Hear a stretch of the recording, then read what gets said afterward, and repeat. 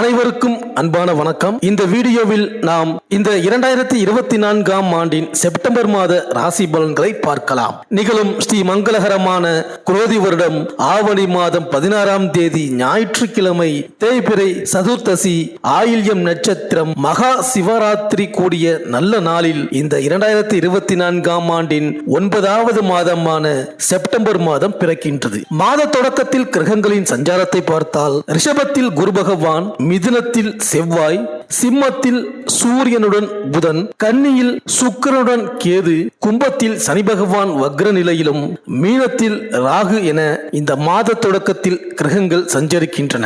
இந்த 2024ஆம் ஆண்டின் 9வது மாதம் தான் செப்டம்பர் மாதம். நவ கிரகங்களின் தலைவன் சூரியன் ஆட்சி பெற்ற நிலையில் பயணம் செய்யும் சிம்ம மாதமும், புதன் உச்சம் பெறும் கன்னி மாதமும் இணைந்த மாதம் இந்த செப்டம்பர் மாதம். இந்த மாதத்தில் புத ஆதித்ய ராஜயோகமும் சுக்கிர ஆதித்ய ராஜயோகமும் செயல்படும். மேலும் இந்த ஆண்டு விநாயகர் சதுர்த்தி விழா செப்டம்பர் மாதம் 7ஆம் தேதி, அதாவது ஆவணி மாதம் 22ஆம் தேதி சனிக்கிழமை கொண்டாடப்பட உள்ளது. செப்டம்பர் மாதம் 6ஆம் தேதி பகல் 1:48 மணிக்கு துவங்கி செப்டம்பர் மாதம் 7ஆம் தேதி பகல் 3:38 வரை மட்டுமே சதுர்த்தி திதி உள்ளது. செப்டம்பர் 6ஆம் தேதியே சதுர்த்தி திதி துவங்கினாலும் செப்டம்பர் 7ஆம் தேதி தான் சூரிய உதய காலத்தின் போது சதுர்த்தி திதி உள்ளது. அதனால் அந்த நாளையே விநாயகர் சதுர்த்தி நாளாக கணக்கில் எடுத்துக்கொள்ள வேண்டும். அன்று சனிக்கிழமை என்பதால் காலை 9 மணி முதல் 10:30 மணி வரை ராகு காலமும்,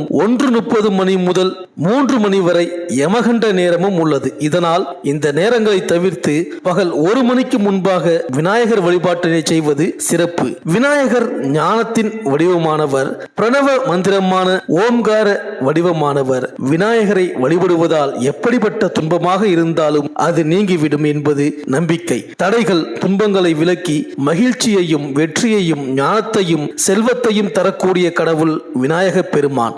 எந்த ஒரு செயலை துவங்குவதற்கு முன்பும் விநாயக பெருமானை வழிபட்ட பிறகு துவங்கினால் அதில் நிச்சயம் வெற்றியே கிடைக்கும். தடைகள் ஏற்படாது. களிமண், மஞ்சள், சாணம், சந்தனம் என எதை கொண்டும் பிள்ளையாரை பிடித்து வைத்து அதற்கு 2 அருகம்புல் வைத்து வணங்கினால் அவற்றில் எழுந்தருளி அருள் செய்யக்கூடிய எளிமையான கடவுள் விநாயகர்.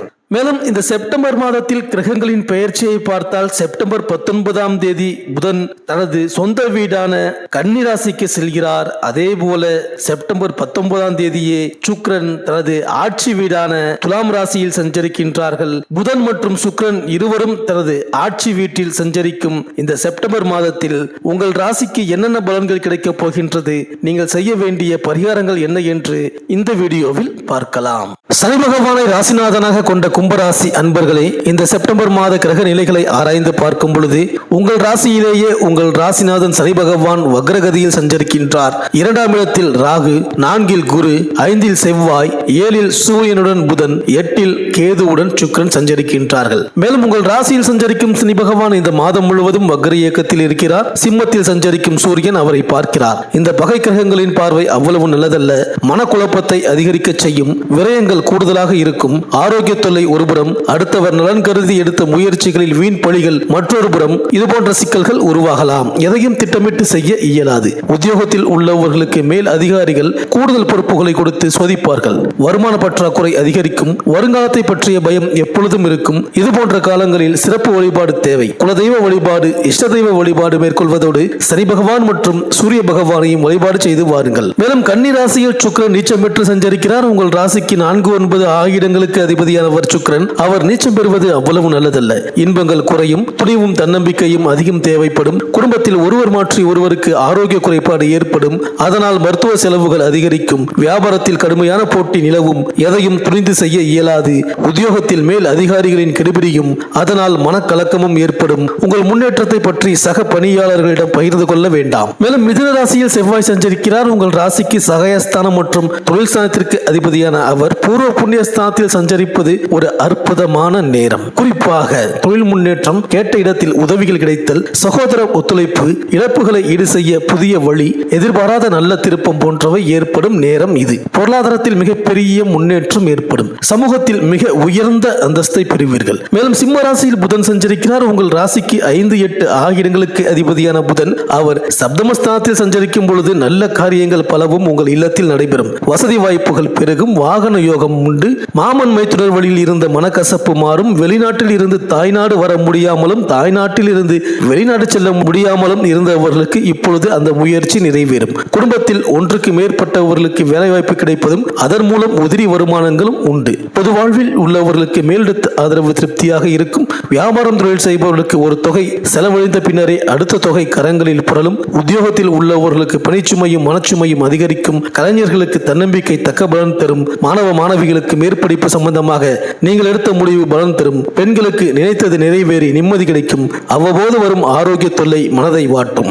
மேலும் உங்கள் ராசிக்கு 4ஆம் இடமான சுகஸ்தானத்தில் குரு பகவான் சஞ்சரிக்கின்றார். எதிலும் நிதானம், மனதில் ஒருவித தயக்கம், தெளிவற்ற தன்மைகளோடு காணப்படுவீர்கள். உத்தியோகம், செயல் வேகம், எண்ணித்துறைகை என்று நினைத்தாலும் அவற்றை செயலில் காட்டும் தருணம் சற்று பின்னடைவே. ராசிநாதன் ராசியில் அமர்ந்தும் பூர்ண பலத்துடன் விளங்குவதாலும் நிதானம், பொறுமை, தயக்கம் எல்லாவற்றிலும் ஒருவித சந்தேக சாயலுடன் செயல்படுவதை தடுக்க இயலாது. குடும்பத்தில் வார்த்தைகளில் நிதானம் இழக்காமல் சமயோஜிதமாகவும் அடுத்தவர்களின் கூற்றை சாராம்சத்தையும் கவனித்து தர்ம சங்கடங்களை எளிதாக சமாளிக்க முடியும். உங்களுக்கு சத்ரு உங்களின் வார்த்தைகளே என்பதை கவனியுங்கள். செயல்திறமை, கடின உழைப்பு, சுய கௌரவத்தை விட எடுத்துக்கொண்ட செயல்களுக்கு முக்கியத்துவம் அளித்து நிறைவேற்றி பாடுபடுவீர்கள். அதுதான் உங்களின் பலம், பலகீனம். தனவரவு எந்த விதமாயினும் அன்றாட தேவைகளை நிறைவேற்றிக் கொள்ளும் விதம் கிடைக்கும். கையிருப்பு சேமிப்பு கொள்ள இயலாது. சுப செலவுகள், ஆடம்பர வஸ்துக்கள் வாங்குவது போன்றவைகள் நடைபெறும். வீண் விரயங்களும் உண்டாகும். சகோதரர் உறவினர்களால் மனசஞ்சலம், வருத்தம், வாதங்கள் உண்டாக வாய்ப்புகள் உண்டு என்பதால் அமைதியுடன் ஒதுங்கி செல்வது சிறப்பு.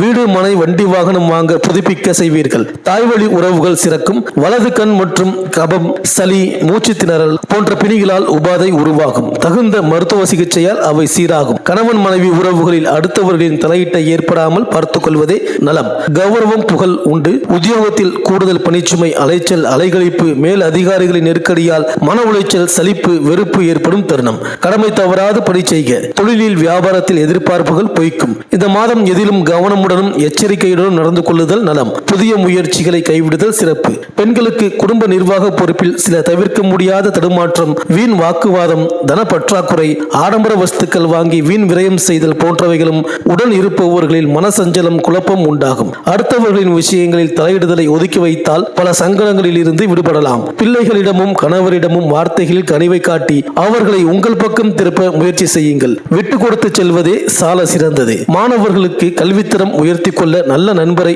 தேர்வு செய்து நட்பு கொள்ளுங்கள். அனைவருடனும் பணிவுடன் பேசி பழகுங்கள். வீண் வரட்டு கோபத்தை முற்றிலும் தவிர்த்து விடுங்கள். தகுதிக்கு மீறி ஆடம்பர செலவுகள் செய்வதை கட்டுப்படுத்திக் கொள்ளுங்கள். அரசியல்வாதிகளுக்கு கவன தடுமாற்றம், உடன் இருப்பவர்களால் ஏமாற்றப்படுதல், எடுக்கின்ற முயற்சிகளில் தோல்வி, இது போன்ற பலன்கள் என்பதால் எந்த ஒரு முடிவையும் எடுக்காமல் அமைதியாக இருப்பதே எதிர்கால நன்மைக்கு வழிவகை செய்யும். சனிக்கிழமை தோறும் கால பைரவரை வழிபாடு செய்யுங்கள். இந்த மாதம் முடிந்த அளவு அசைவம் சாப்பிடுவதை தவிர்த்து வாருங்கள்.